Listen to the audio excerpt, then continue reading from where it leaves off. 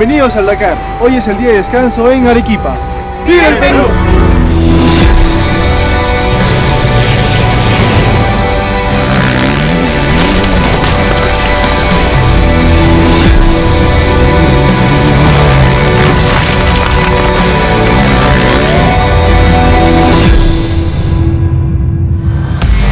Welcome to Dakar 2019.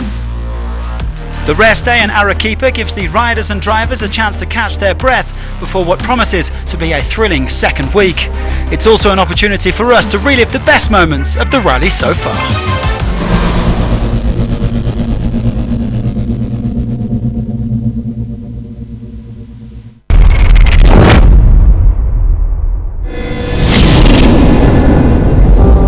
Living the high life in Arequipa, quite literally, as Peru's second city sits at an altitude of 2,335 meters. It's a dynamic city of nearly 1 million inhabitants. The country's former capital boasts a diverse range of attractions and architectural styles. The Cathedral of Arequipa is located in the Plaza de Armas, and the historic centre of Arequipa is a World Heritage Site, the city a major tourist destination. Plenty on hand then to occupy the competitors on the rest day.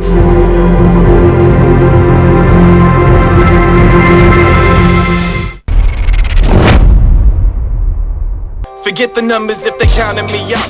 During the first half of this year's rally, locals revelled at the Feria Dakar Lima, a 4-day immersive experience on the shores of the Pacific Ocean.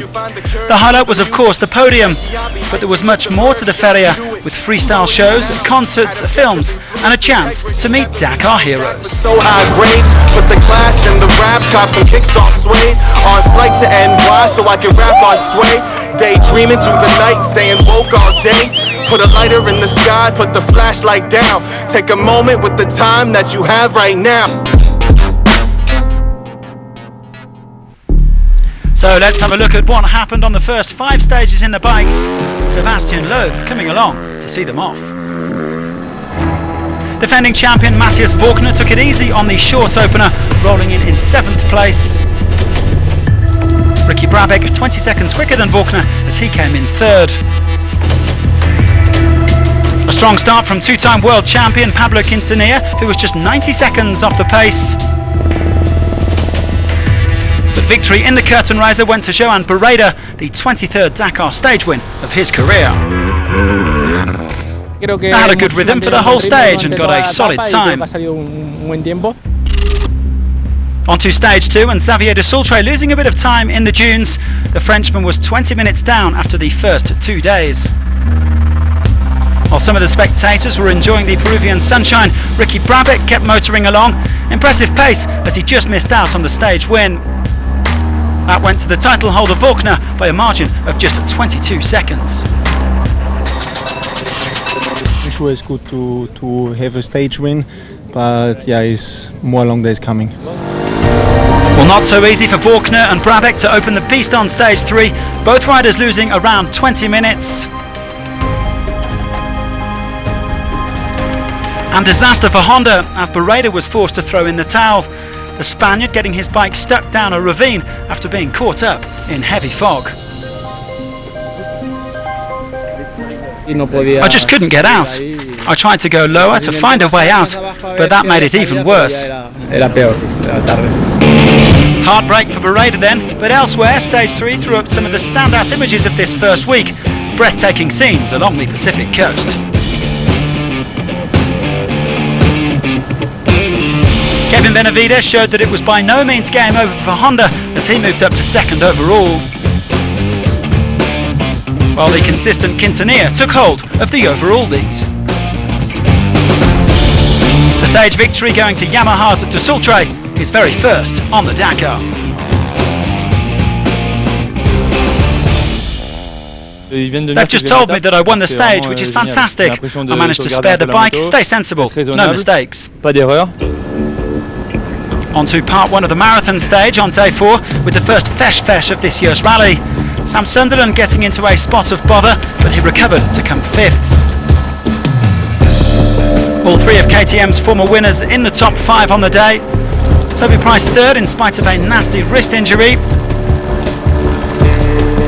And Vorkner, who hurt his ankle during the stage, finishing second. Brabec powering to his second Dakar stage win by over 6 minutes and snatching the overall lead. It kind of helps me because tomorrow I can kind of just hang back and have the stage under my control. A throwback to Dakars of old at the start of stage 5, a spectacular mass start on the beach. Another tricky day of navigation in store and the end of the line for Paulo Gonçalves after a crash. Luckily for the Honda man, there was no major damage done. I think I just need to rest a little and I'll be okay. Brabec kept hold of his overall lead heading into the rest day in spite of a minor spill. Top rookie Lorenzo Santolino also took a tumble, but he recovered to claim an excellent 4th place. He's running 11th overall. Vorkner slapped with a 3-minute speeding penalty. That leaves him just over 9 minutes off the pace. Desultre thought he had another stage win, but in the end it went to Sunderland. The Englishman recovering almost 11 minutes after stopping to help Gonçalves. I try to do the best I can for him, in this situation. The race is second, It's extremely tight at the halfway stage, then with Brabec only 59 seconds ahead of Sunderland, Quintanilla, Price and Van Beveren all within 6.5 minutes. Benavides and Vorkner are also up there, then a bit of a gap to Desultre, Stefan Zvitko and Andrew Short. Elsewhere, KTM's Laia Sant is on course to finish as the best woman at the Dakar for the 9th consecutive year, while Dutch rookie Mark Tielemans, a former Dakar mechanic, is currently on top in the original by moteur class. In the quads, Jeremias Gonçalves claimed victory on stage 3, but otherwise it's all been about one man. Last year's runner-up Nicolas Cavigliaso's won 4 out of 5 stages, and he's on course for a crushing victory in the class. The Argentine leads his compatriot Gonçalves by 49.5 minutes in the overall standings. A great first half of Dakar. I trained a lot to be here, and I've maintained a very good pace, avoiding any mistakes. 5 good stages, and now of course I have to rest a little bit before part 2 of the rally. Well, the Argentines are currently dominating the quads with 4 of the top 5 riders. France's Alexandre Giroud is 4th, but over 2 hours off the pace. 105 of the 137 bikes that left Lima have made it as far as Arequipa for the rest day, a chance to get some all-important R&R before attacking the second week. Honda leading the way with Ricky Brabec, but they have already lost Joan Pereira and Paulo Gonçalves.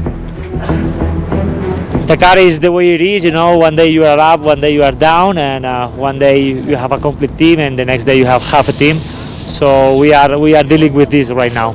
And for the rest, the guys are doing great job, team is doing great job.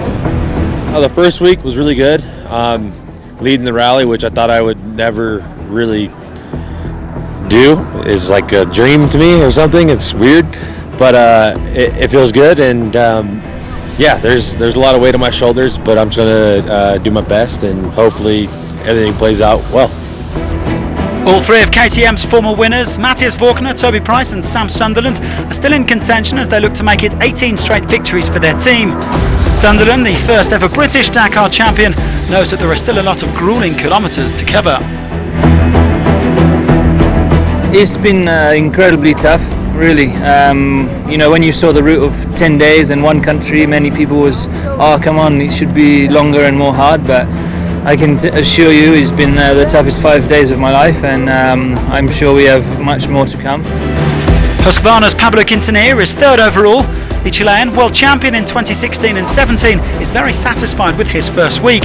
3rd 3 years ago, he's confident of an even better result come Thursday. It's true that the race has gone extremely well for me, exactly as I imagined. I'm happy with the gaps, and I'll have opportunities to make up time in the overall standings in the second week. After his performance last year, nobody will be underestimating Adrian van Beveren. The Frenchman's looking to become the first Dakar winner on a Yamaha since Stefan Petterhansel back in 1998. I'm in the mix, where I wanted to be, so I'm happy. Now we have to go for it in the second week, but stay on the wheels. So it's all to play for in the second week of Dakar 2019.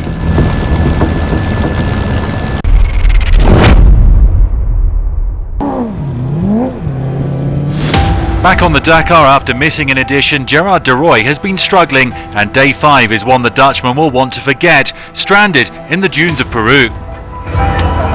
We got stuck when the steering wheel broke off. Oh, so there are 2 issues.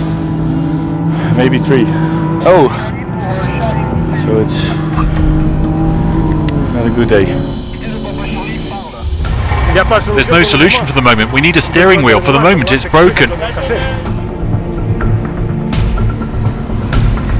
Eventually, help came from his Iveco teammate Maurik van den Heuvel.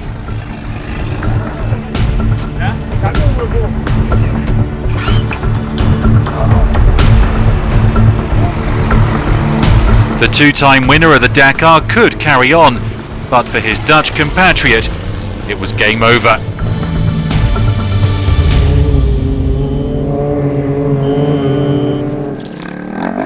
He was hoping to be among the leaders of the bike race, but Juan Pedrero's Dakar turned sour in the early days of the event.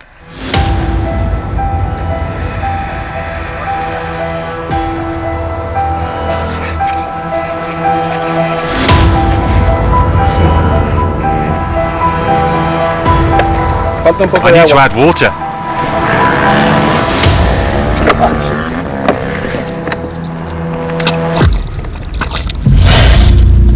But water was not enough for the Spaniard's journey to continue.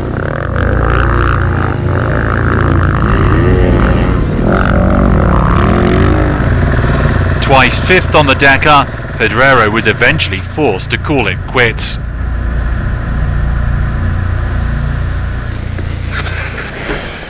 No? No.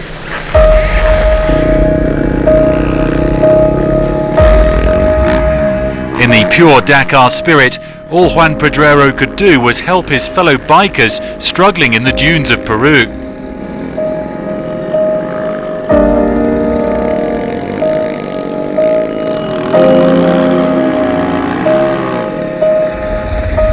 The 40-year-old was finally airlifted to the closest bivouac, leaving his KTM stranded in the sand.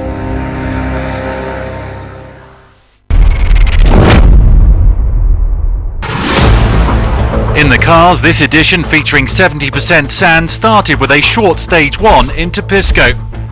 Nasser Al Attiyah claimed the stage with defending champion Carlos Sainz second. Al Attiyah had to open the road on stage 2 and Sainz took the sensible decision to follow his tracks. Stage 3, heartbreak for Sainz, the Spaniard suffering a broken left wheel. Bueno, pues, como veis, aquí hay un agujero. There was a danger that wasn't signalled. The good path was on the right and I hit the danger. That's rallying for you. Bueno, así es este rally. Toyota's challenge for a historic first Dakar title began strongly. Janil de Villiers led from teammate Bernhard ten Brinker after stage 2, and Al Attiyah had won the opener. But on stage 3, de Villiers came to a complete standstill. The South African worked hard to try to fix his Toyota, but the time lost climbed to over 4.5 hours. Rival Sebastian Loeb and Cyril Dupre checked in on him, underlining the Dakar spirit.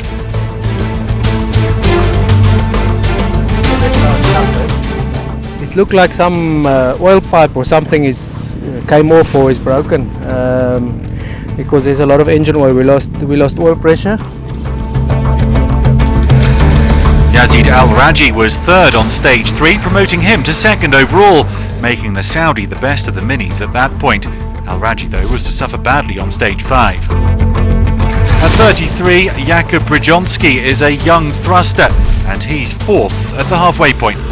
I'm one of the youngest in top guys and try to catch the legends of the Dakar. Toyota's woes continued on stage 4. Ten Brinker stood 7th in the standings after 3 stages, but on the marathon stage the Dutchman found trouble early and had to be helped by teammate de Villiers.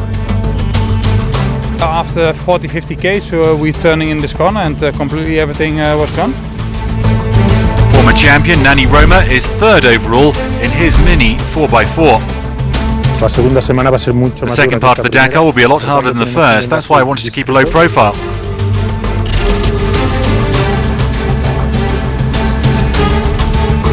Dakar legend Stefan Peter Hansel has had an up and down opening week, alternating losing time with some stunning drives, highlighted by a brilliant stage 3 victory. It looks set for a Peter Hansel Al Attiyah duel in the dunes for the title. We're not far back from Nasser, but Sébastien flew past us this morning. Sébastien being Sébastien Loeb. The rally great stormed to stage 5 success, bouncing back from stage 4 woes. We had to change the wheel 3 times on the last puncture. We had to put a tyre back on that was already punctured. After problems with the roadbook and co-driver Daniel Eleanor's morale, the stage 5 victory most welcome. We attacked hard and pulled out time. We were fired up. It's good to reach the rest day like that. At the beach start of stage 5, the overall gap between Al Attiyah and Peter Hansel was under 9 minutes. With Peter Hansel finding Fesh Woe, that climbed to almost 25 minutes in the Qatari's favour, going into the rest day. From my side, I need to play with Stefan, because Stefan will be, the danger man here in Dakar. How is the life? Crazy. Loeb's great drive on stage 5 has him under 6 minutes back from Roma in 3rd. Harry Hunt is set to improve on his 10th place from 2016.